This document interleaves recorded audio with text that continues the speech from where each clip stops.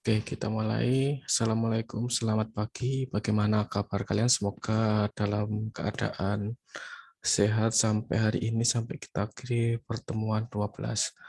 Oke, pada hari ini ketemu lagi pada pembahasan di teknik lalu lintas untuk submateri adalah kebijakan dan peraturan. Nah, mengulang kembali terkait materi yang sebelumnya. Apakah ada pertanyaan mungkin terkait tugas atau hal yang lain sebelum saya melanjutkan ke pertemuan hari ini? Kita membahas materi hari ini.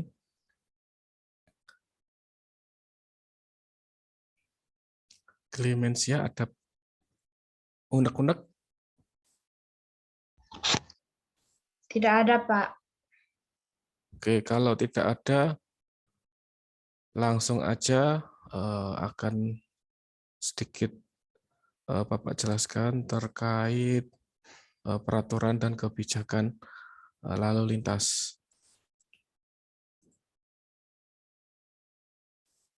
Oke, saya share screen terlebih dahulu.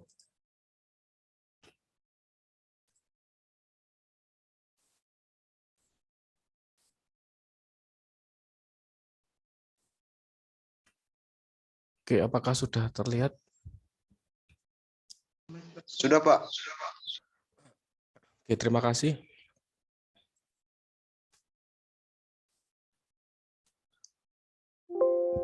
Oke, di teknik lalu lintas pada kesempatan hari ini kita akan membahas terkait peraturan dan kebijakan. Kenapa sih kita harus membahas terkait kebijakan atau peraturan? Karena kebijakan atau peraturan itu merupakan dasar hukum atau payung hukum sebelum kita melakukan perencanaan atau sebelum melakukan hal-hal yang terkait dengan pembangunan misalnya. Nah, di peraturan dan kebijakan itu ada aturan atau urutan peraturan, di mana ada mulai dari kalau kalian belajar di mungkin di hukum, dasar hukum di Undang-Undang 1945, dasar hukum yang pertama yaitu adalah undang-undang. Nah, nanti semakin ke bawah semakin didetailkan, semakin diperinci seperti itu. Nah, kesempatan hari ini terkait dengan hubungannya lalu lintas, maka kita mencoba membahas yang hubungannya dengan peraturan lalu lintas. Karena apa? Supaya kalian tahu, oh ternyata ketika kita merencanakan sesuatu, ketika kita berbicara transportasi secara makro, di situ ada aturan yang harus dilakukan, harus sesuai dengan petunjuknya. Nah, ini kebijakan, kita membahas kebijakan dan peraturan lalu lintas. Nah, ini merupakan untuk sebagai pengetahuan bahwasanya ada tata urutan perundangan, mulai dari undang-undang yang merupakan kedudukan tertinggi, ada ketetapan MPR, ini sudah kalian pernah ya di SMA mungkin, kemudian ada undang-undang atau peraturan pengganti undang-undang, ada peraturan pemerintah, ada peraturan presiden, sampai dengan di tingkat kota atau kabupaten. Kalau halnya kita kaitannya dengan studi kasus, misalnya kita mengambil misalnya ada perda di Kota Malang atau terkait lalu lintas atau terkait sistem transportasi lokal Kota Malang, Kota Batu ataupun Kabupaten Malang seperti itu. Kemudian, nah kita hari ini adalah membahas peraturan pemerintah yang terbaru ya. Ini terbaru sekali, nomor 30 tahun 2021. Bentar, ada yang masuk ya. Nah, di peraturan yang terbaru ini, kalau kita berbicara lalu lintas, kita masih menggunakan undang-undang ya. Tadi coba dilihat, di yang pertama itu kan paling tertinggi adalah undang-undang. Nah, undang-undang ini masih kita gunakan nomor 22 tahun 2009. Nah, didetailkan lagi di peraturan presiden. Nah, lebih teknis ya peraturan presiden di sini. Peraturan pemerintah, mohon maaf, PP ini. Nah, ini yang merupakan payung hukum yang juga masih secara makro terkait lalu lintas dan angkutan jalan. Nah, ini silakan sudah pernah dijelaskan juga Undang-Undang Nomor 22 Tahun 2009. Nah, kita konsen ke peraturan pemerintah tentang penyelenggaraan di bidang lalu lintas dan angkutan jalan. Nah, ini lebih secara teknis. Nah, apa aja? Mudah-mudahan kalian sudah membaca bahwasanya apa sih isinya dari ini. Nah, kita coba nanti kita breakdown satu persatu. Nah, undang-undang yang nomor ini tadi ya, nomor 30 ini berarti sudah mengubah atau menggantikan undang-undang yang lama ini atau peraturan pemerintah. Mulai tahun 2011 terkait manajemen dan analisis dampak serta manajemen kebutuhan lalu lintas, kemudian nomor 55 2012 tentang kendaraan, 79 lalu lintas angkutan jalan, tentang kemudian yang terbaru 74. Nah, sekarang ini kita sudah menggunakan ini. Berarti peraturan presiden yang ini sudah tidak digunakan karena sudah ada pembaruan atau updating seperti itu. Apa sih isinya? Nah, ini Bapak mencoba mengulang. Kalau kalian sudah membaca di pertemuan 10 ya atau 11 ya, ini terkait analisis dampak lalu lintas. Nah, sudah ada materi, kemudian kemarin juga sudah Bapak berikan tugas. Nah, kita mengulang sekilas saja, ada beberapa tugas yang mungkin sudah dikoreksi ya. Kita mengulang berarti di Undang-Undang di Peraturan Presiden 30 tahun 2021 kita banyak berbicara terkait ini. Analisis dampak lalu lintas. Nah, kalau kita melihat ini sudah ada mungkin ya di Google Classroom.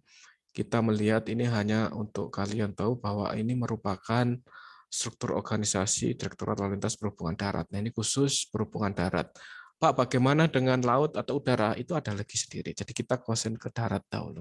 Di sini ada Kasubdit, Kepala Subbidang terkait Andalalin. Nah, kalau Andalalin itu di sini ya, analisis dampak lingkungan hidup.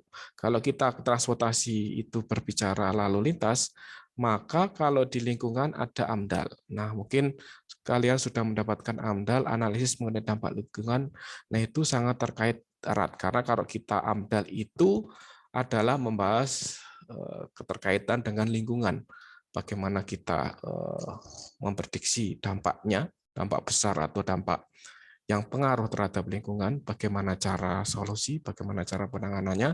Di situ juga bagaimana cara penanganan, baik itu jangka pendek, jangka menengah, ataupun jangka panjang. Nah, ini sama halnya dengan Andalalin. Kita lebih konsen ke hubungannya dengan transportasi darat.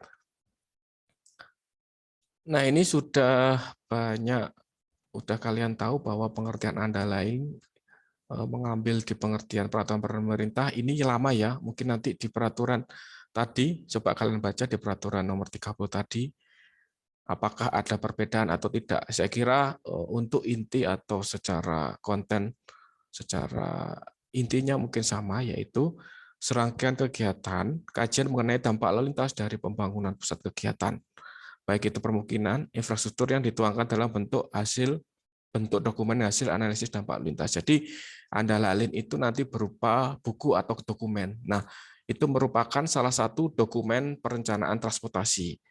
Nah, itu Andalalin itu ada nanti tingkat kota atau kabupaten sampai dengan tingkat nasional. Nah, itu harus ada untuk panduannya.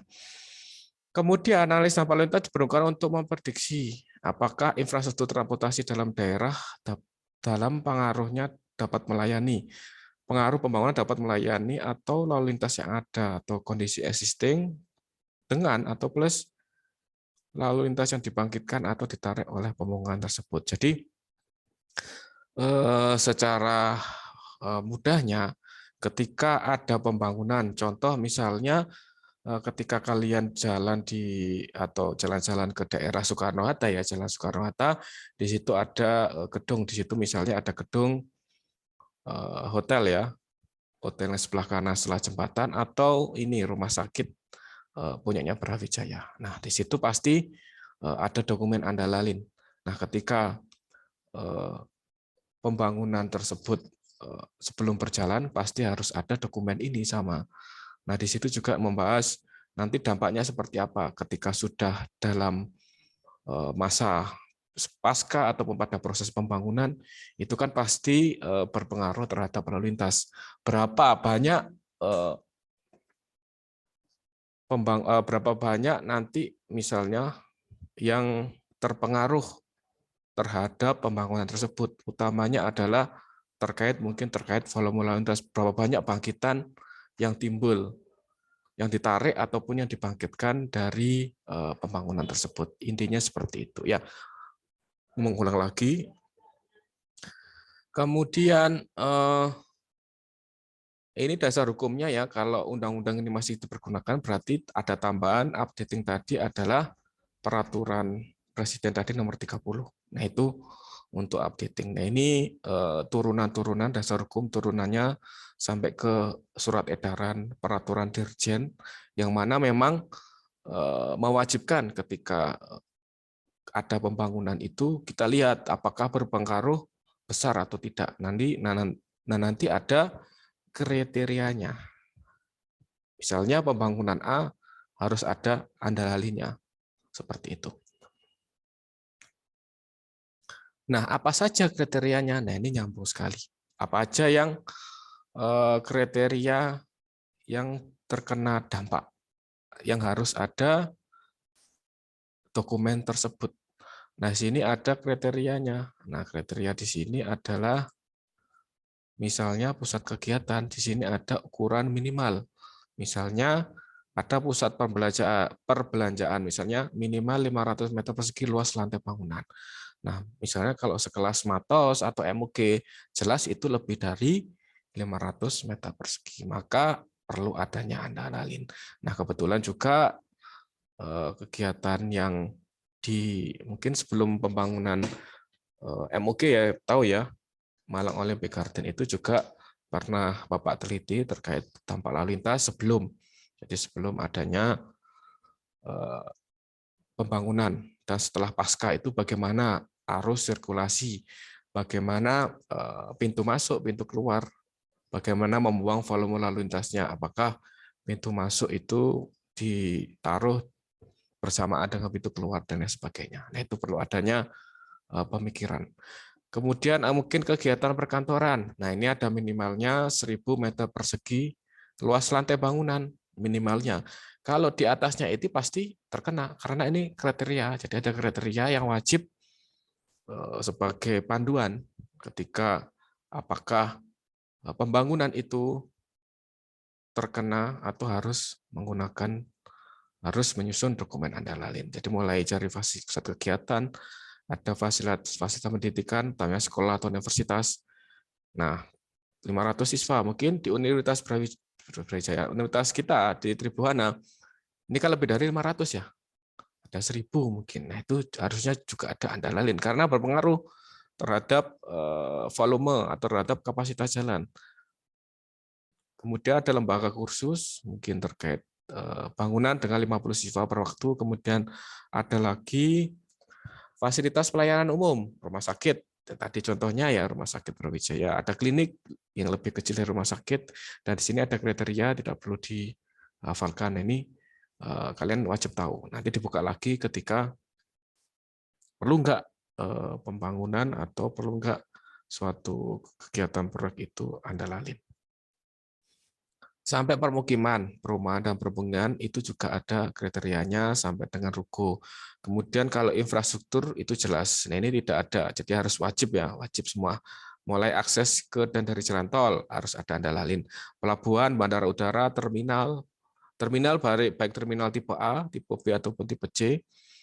Kemudian ada stasiun kereta api, pool kendaraan. Jadi kalau pool kendaraan itu tempat mungkin garasinya itu perlu juga. Fasilitas parkir juga, jalan layang, flyover, terowongan atau underpass yang seperti yang ada di Karanglo misalnya itu harus ada dokumen andalan. Kemudian, nah ini kita belajar di Permenhub yang memang diambil di pasal 5 peraturan Menteri Perhubungan ya. PM nomor 75 tahun 2015 yang di pasal 5 wajib melakukan andalin apabila merupakan akses dari ke jalan existing. Jalan existing maksudnya jalan utama, akan tapi jika menghubungkan jalan yang belum ada maka tidak wajib dilakukan andalin. Ketika jalan itu menghubungkan jalan yang sudah ada maka harus wajib ada dokumen andalin. Kemudian yang selanjutnya ada peraturan pemerintah. Di sini rencana pembangunan pusat kegiatan dan permukiman lebih besar 30%, maka juga wajib. Kemudian infrastrukturnya lebih dari 50%, juga terkena wajib. Bagaimana Pak kalau ada pertanyaan? Ketika suatu pembangunan itu tidak ada andalalinnya. Nah, itu nanti ketika ada pemeriksaan dari audit sama dengan AMDAL, itu nanti kena perdana atau pidana ya. Karena tidak ada, karena kita hubungannya dengan undang-undang, kebijakan dan peraturan, ketika tidak sesuai undang-undang maka akan terkena pidana atau kena sanksi. Apa Pak sanksinya ya? Dilihat. Kalau sanksinya misalnya itu pusat perbelanjaan, maka bisa nanti ditutup seperti itu. Itu nanti ketika belum ada dokumen andalin. Seperti itu. Ada lagi yang ini ya, perubahan nomor 11 tahun 2017. Nanti detailnya silakan dibaca di Google Classroom. Berikut ini hubungan andalin terhadap AMDAL. Jadi kalau AMDAL kita berbicara terkait lingkungan di Undang-Undang Nomor 32 tahun 2009 tentang perlindungan dan pengelolaan lingkungan hidup. Tujuannya apa? Untuk keberlanjutan kelestarian lingkungan. Jadi di sini merupakan sebagai pengeremnya istilahnya. Ketika tidak ada AMDAL maka nanti apa yang terjadi? Lingkungan itu lama-lama akan rusak dan mungkin berapa tahun kemudian kita anak ataupun cucu kita mungkin tidak bisa menikmati lingkungan yang seperti saat ini. Kalau kita terkait lalu lintas maka di Undang-Undang 22 secara umum tadi untuk teknisnya tadi di peraturan pemerintah nomor 2021. Kalau digambarkan dalam diagram apa istilahnya? Kalau kalian pernah diajarkan perpotongan ini namanya apa?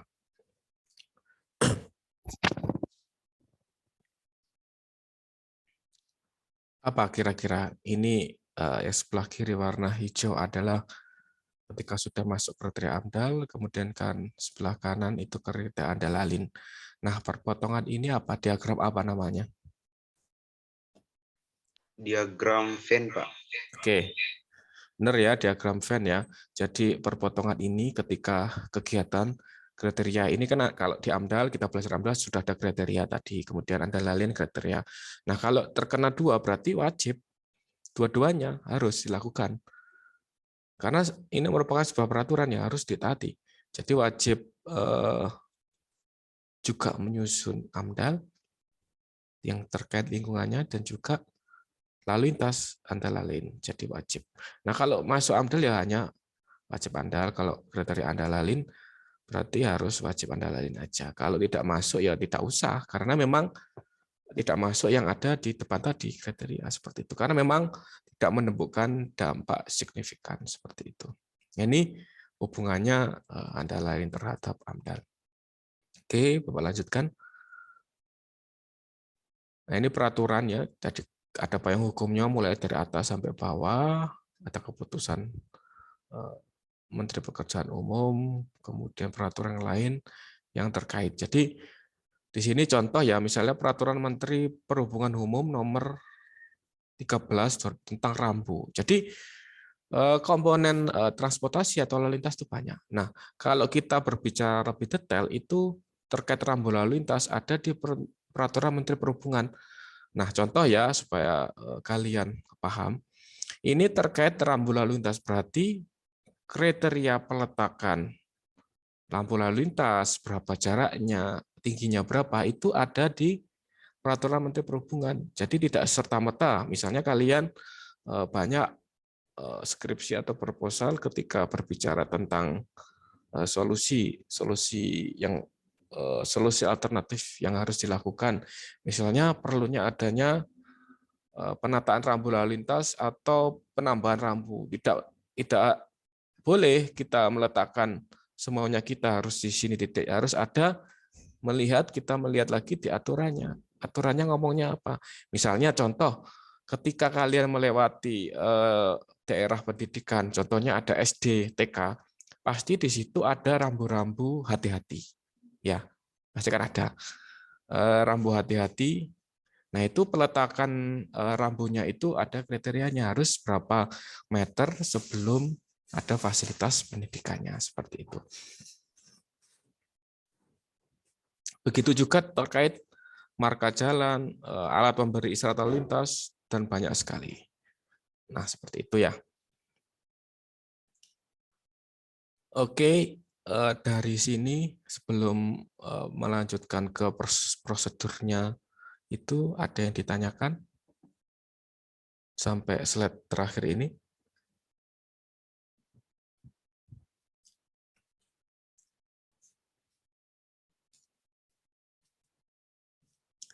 Ada?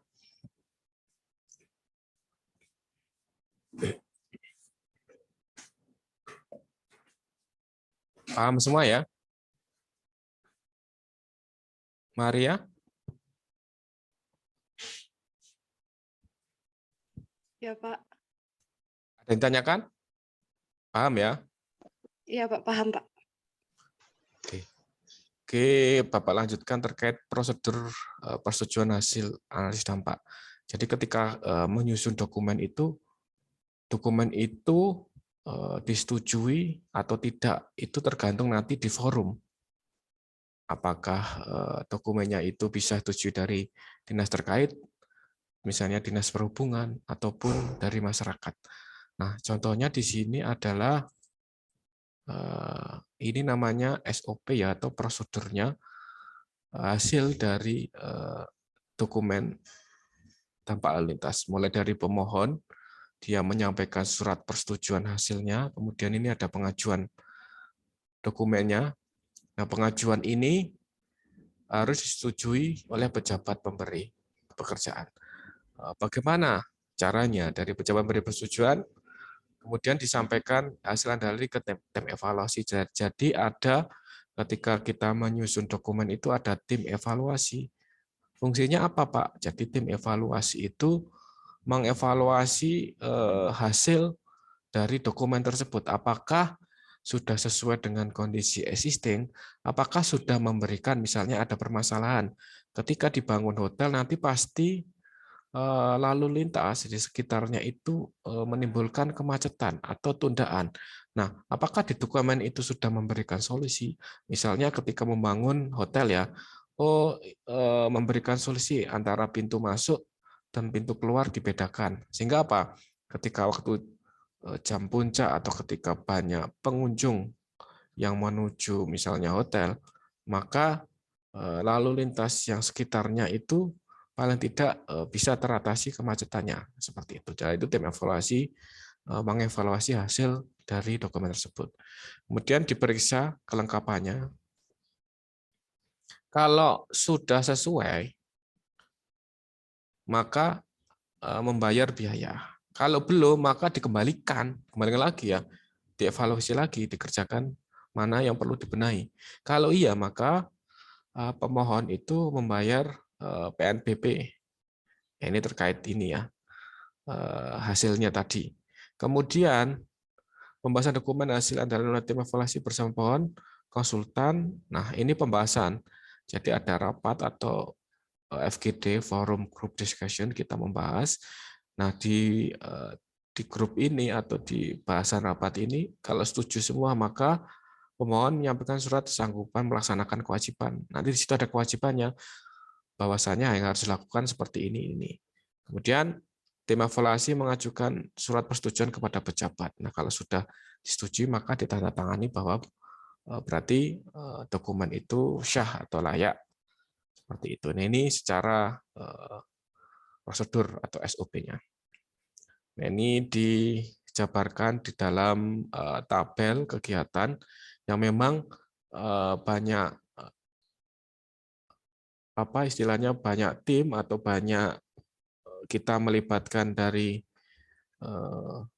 misalnya dinas perhubungan, dari konsultannya itu sendiri, dan dari masyarakat juga diikut sertakan seperti itu. Sampai dengan ini ya, ini SOP yang memang harus dipelajari dari pemohon. Nah, ini hasilnya, dokumen hasil. Ini 2017, berarti kita perlu update sampai 2021 ya. Ini datanya masih sampai dengan 2017. Kemudian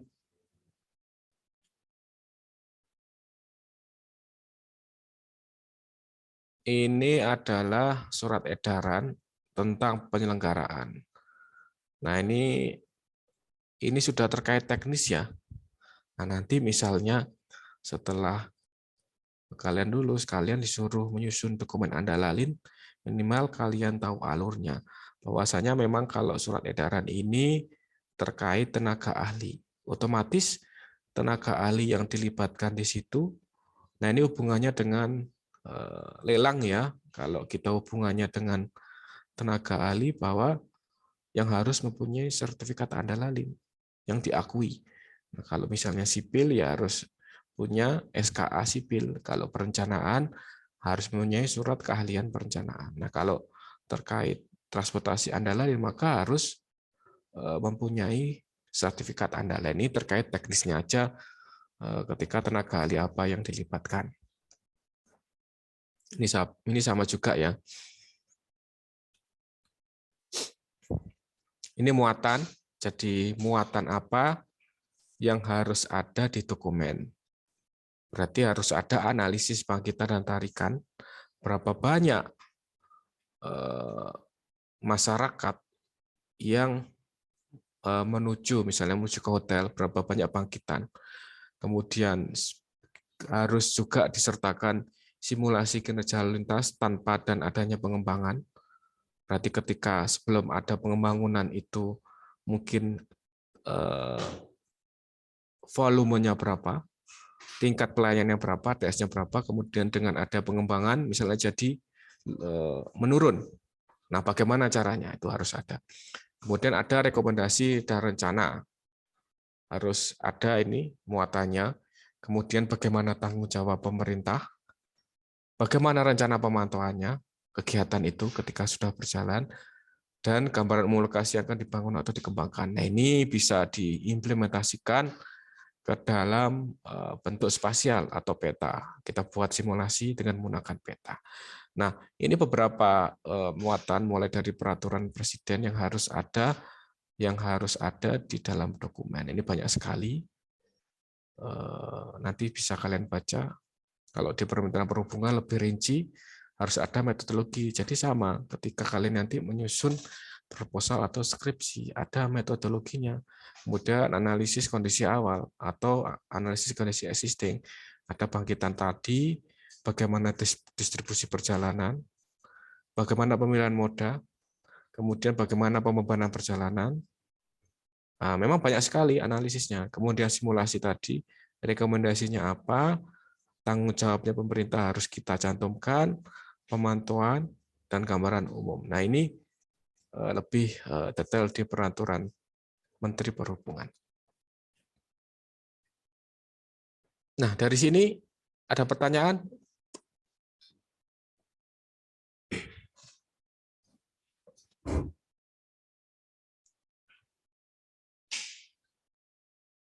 Saya kira sampai sini aja ya, nanti banyak sekali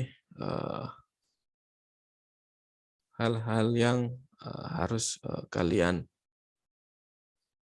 mengerti. Karena apa? Kalau kalian belum baca di file yang Bapak share, ya kalian kebingungan seperti itu.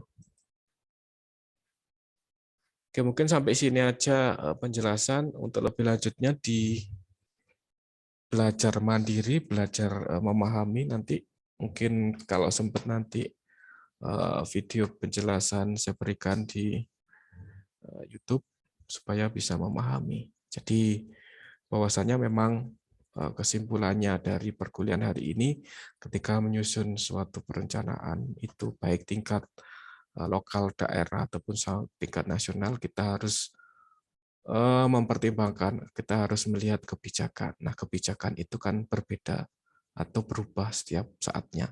Harus melihat kebijakan dan peraturan yang masih berlaku saat ini. Jangan sampai ketika kita merencanakan utamanya terkait lalu lintas atau terkait Andalalin atau AMDAL itu sesuai dengan aturan. Bagaimana caranya? Maka harus kita tahu, harus bisa membaca peraturan apa aja yang boleh kita lakukan, bagaimana kriterianya, bagaimana itu batas minimal dan lain sebagainya. Oke, mungkin untuk itu aja yang bisa Bapak sampaikan. Untuk lebih jelasnya nanti bisa seperti biasa sudah di-share di Google Classroom. Ketika ada pertanyaan lagi, mungkin tidak saat ini, bisa dilayangkan di kolom komentar di Google Classroom. Oke, sebelum menutup pagi hari ini, mungkin ada pertanyaan atau diskusi atau unek-unek, silahkan saya beri kesempatan.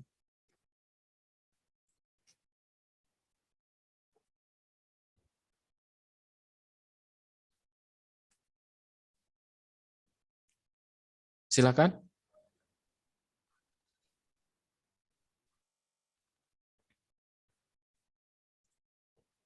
Nggak ada? Paham semua? Saya lihat tugasnya nanti loh ya, nanti kalau kelihatan mana yang belum paham, mana yang sudah paham.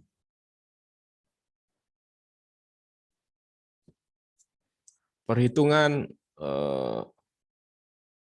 tingkat pelayanan dan sebelumnya sudah paham semua ya, karena kita teknik lalu lintas itu nanti kalian diharapkan bisa menghitung bagaimana di bab 3 itu MATPAN-nya itu bagaimana cara menghitung LHR, bagaimana analisisnya, itu kalian harus bisa. Bonaventura, ada pertanyaan? Tidak ada, Bu. Oke, cukup kalau tidak ada pertanyaan, karena ada perkuliahan juga di kelas lain. Terima kasih atas kehadirannya. Saya share screenshot dulu. Oke, terima kasih atas kehadirannya. Semoga sedikit ilmu bisa menjadi manfaat untuk kalian. Kalau ada pertanyaan setelah ini, silahkan ditanyakan di kolom Google Classroom. Terima kasih atas perhatiannya. Selamat pagi. Assalamualaikum warahmatullahi wabarakatuh. Tetap semangat. Terima kasih, Pak. Terima kasih, Pak. Terima kasih, Pak.